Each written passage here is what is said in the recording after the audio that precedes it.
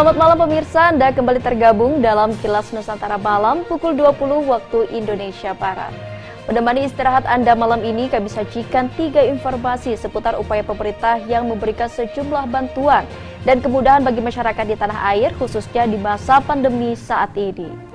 Informasi pertama kita awali dari Kementerian Sosial yang telah merancang program bantuan bagi anak yatim, piatu, dan yatim piatu yang kehilangan orang tua akibat COVID-19. Melalui asistensi rehabilitasi sosial atensi anak, Mensos Tri Risma Harini menyebut program tersebut meliputi layanan dukungan untuk psikososial anak, pengasuhan, dan keberlanjutan pendidikan. Kemudian kabar baik bagi guru honorer di Kota Cilegon, sebanyak 1.500 guru tenaga honorer di tahun 2022 mendatang dipastikan akan menerima kenaikan honor sebesar 50% dari besaran honor yang diterima per tahunnya.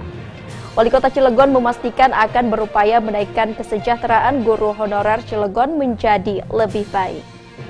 Dan berita malam ini ditutup dengan Kepolisian Resor Pekalongan, Jawa Tengah yang memberikan kemudahan layanan pembuatan surat izin mengemudi atau SIM-D kepada para penyandang disabilitas. Kemudahan layanan pembuatan SIM-D tersebut masuk dalam program prioritas Polri sebagai salah satu kebijakan pemenuhan sarana dan prasarana bagi kelompok rentan atau berkebutuhan khusus. Berikut informasi selengkapnya untuk Anda.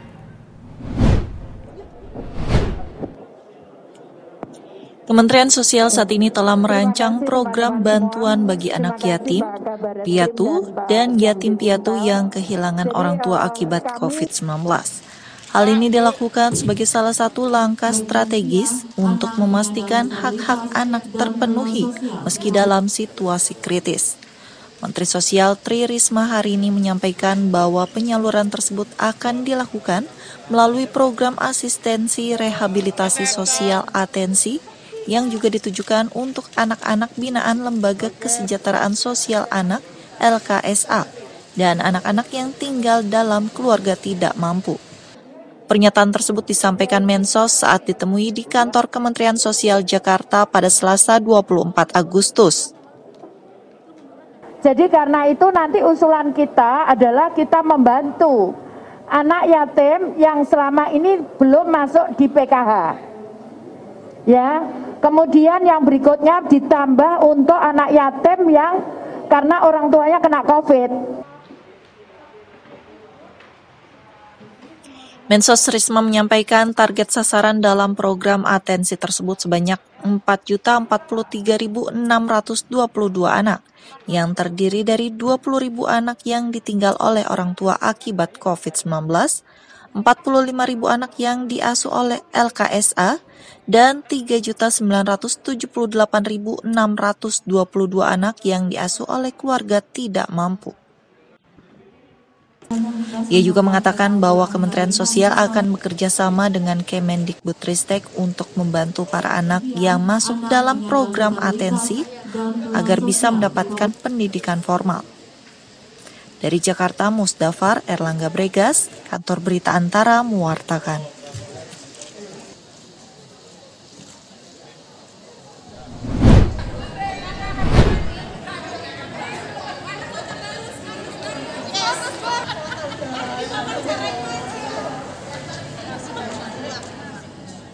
Sebanyak 1.500 guru honorer di Kota Cilegon di tahun 2022 mendatang dipastikan akan menerima kenaikan honor sebesar 50% dari besaran honor yang diterima per tahunnya. Kepastian itu diberikan Wali Kota Cilegon Heldi Agustian pada Selasa 24 Agustus, setelah sebelumnya ratusan guru honorer yang tergabung dalam komunikasi guru dan tenaga honorer Kota Cilegon mengadukan nasibnya kepada DPRD Kota Cilegon. Wali Kota menjelaskan pihaknya belum bisa memenuhi seluruh tuntutan para guru honorer karena keterbatasan APBD.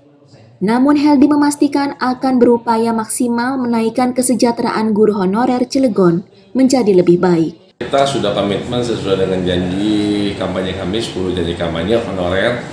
Kita sudah perhitungkan nanti di tahun depan akan ada kenaikan sebesar 50%. Tentunya pemerintah Kota Cilegon sangat berhati-hati dalam hal untuk mengangkat atau merekrutmen ya THL TKK sampai saat ini, agar supaya juga kita bisa melihat situasi kondisinya keadaan pandemi saat ini. Gaji sendiri dari dulu TKS itu adalah 450.000 itu dari honor daerah ya. Harapannya setelah diangkat jadi TKK nanti?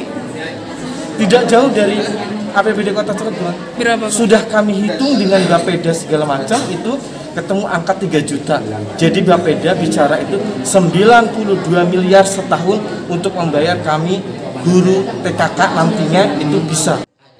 Selain meminta kenaikan gaji dalam aspirasi yang disampaikan sebelumnya, para guru honorer di Cilegon juga menginginkan adanya kenaikan status 800 guru dari total 1.500 guru honorer di Kota Cilegon agar menjadi tenaga kerja kontrak TKK.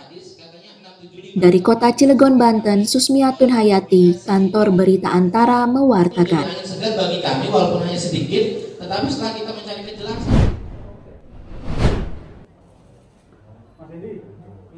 Satuan Lalu Lintas Polres Kabupaten Pekalongan, Jawa Tengah pada Selasa 24 Agustus menyediakan kemudahan layanan pembuatan maupun perpanjangan surat izin mengemudi SIM-D bagi para penyandang disabilitas.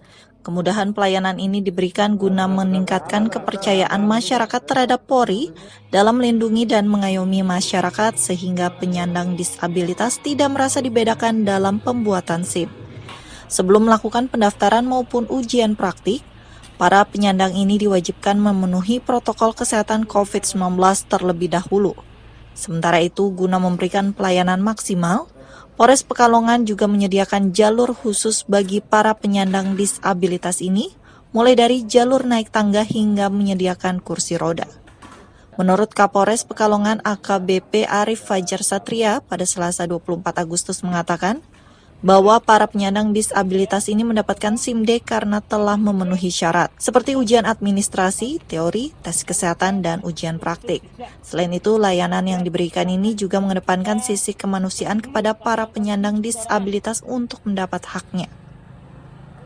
Kita ketahui bersama bahwasanya untuk difabel ini, setelah yang bersangkutan melakukan ujian SIM dan mereka telah berhasil, maka kita bantu dalam proses pembuatan SIM-nya. Salah satu pembuat SIM-D yakni Slamet, warga Desa Bojong, Kecamatan Bojong mengatakan bahwa pembuatan SIM ini untuk keperluan sehari-hari termasuk mobilitas dalam melakukan perjalanan untuk bekerja. Di jalan lebih aman. Kalau ada operasi kan suara-suaranya sudah lengkap. Memang biasa di jalan? Iya. Tapi ujiannya sulit nggak itu, Mas? Ya alhamdulillah nggak terlalu sulit sih. Tapi lulus ya, Mas ya? Ya alhamdulillah. Selama ini. Bagi para penyandang disabilitas yang ingin membuat SIM ataupun melakukan perpanjangan SIM-D tersebut, bisa mendatangi Mapores untuk melakukan pendaftaran dan praktik ujian SIM, serta membawa kendaraan sendiri baik kendaraan roda 2 atau sepeda motor yang sudah dimodifikasi menjadi roda 3. Dari Pekalongan, Jawa Tengah, Yusuf Fatoni, Kantor Berita Antara mewartakan.